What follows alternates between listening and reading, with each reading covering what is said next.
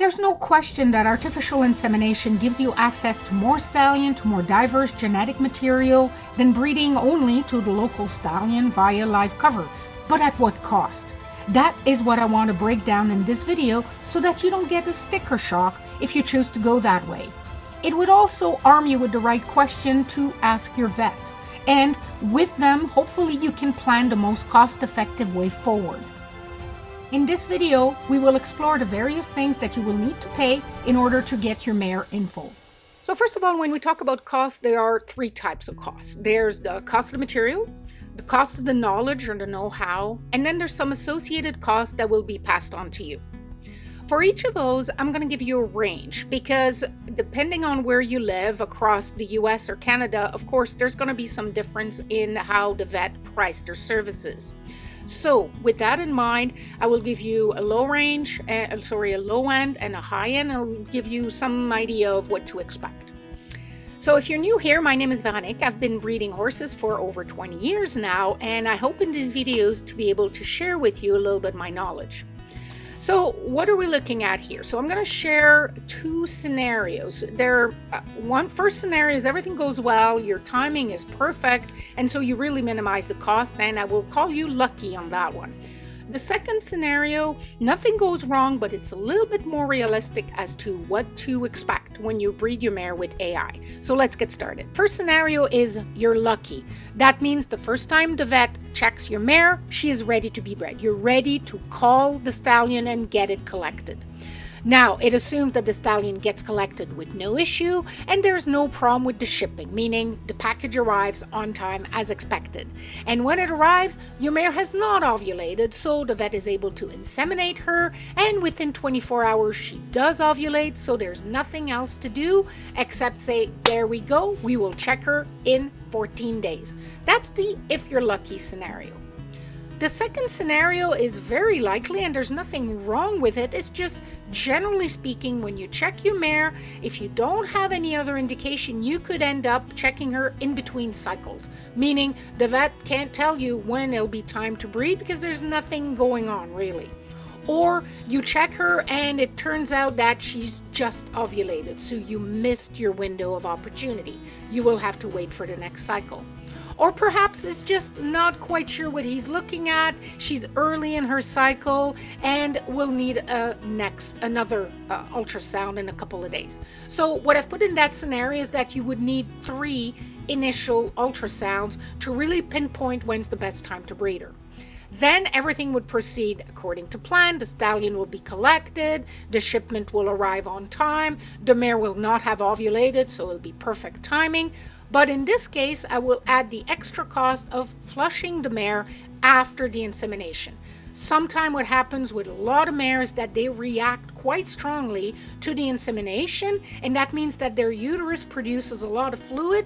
It's not a great thing, so generally the vet will want to flush her. That's an extra procedure. I will also put that in the second scenario so that you can see the impact that it has on the cost. Now, after that, everything proceeds normally. The vet determines that all went well, and you will need to then have her checked in 14 days to see if she caught. All right, so let's take a look at this table here that I put together for you that lists the two scenarios. Now, one more assumption that I made that I didn't specify is that I will assume that the mare will be checked at your farm initially. So I'm making the assumption that the vet will come to your farm to do the initial ultrasound in both of these scenarios. And that once the moment of ovulation, or at least the moment where she is at her cycle, has been narrowed down and a bit more pinpoint, then the mare would go to the vet clinic or the breeding center and they would take it from there. The other thing I did not include was the final ultrasound 14 days after ovulation to determine if your mare indeed got pregnant. So I didn't include that in there. Also not included is the cost of the stud fee. Your stallion stud fee is completely separate from that, obviously. Now, you might want to check in your stallion breeding contract because some stallion will include the first collection. So they will give you that first collection in a way, they will eat the cost. And so you might be good if your mare catches on the first cycle, you might not have to pay the stallion collection item that I've listed there in both scenarios. You would probably still need to pay for the shipment. However, that is a cost that is passed on to you from the stallion owner.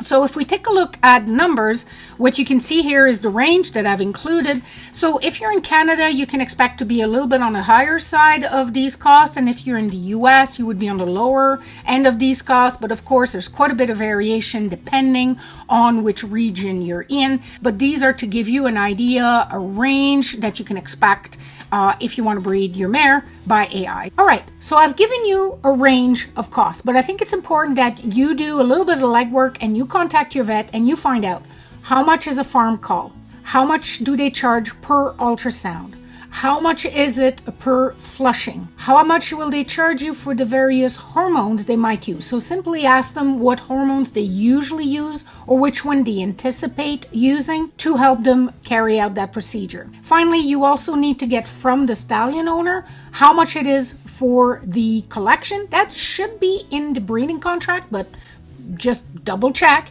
and also check how much it is to get it shipped to you.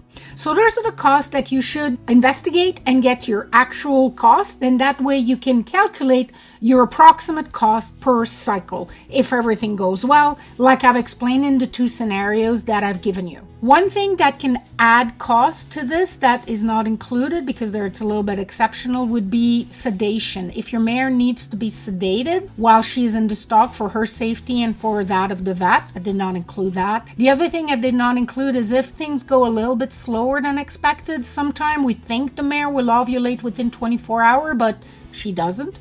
So that would require a few more days to stay at the clinic. So the board cost would go up a little bit. And the other thing I did not include is if she was to need an extra flushing. So sometime the first flush is good, the mare is clean and no problem, but sometime they need a second try. So I didn't include that. Those are the costs that you need to check with your vet. And I would also ask, because some vets, especially those that do a lot of repro work, they will charge a flat fee. In that case, you don't have to wonder what's going into it. They will tell you, this is how much I charge per cycle. So that might be how they proceed. So either way, you need to find out what these individual costs are specifically for your vet, or if they go by a flat fee. I hope this was useful. If you have any questions or comment, please put them down below. I'll be happy to read them. I hope it was useful, and I will see you on the next one. Bye.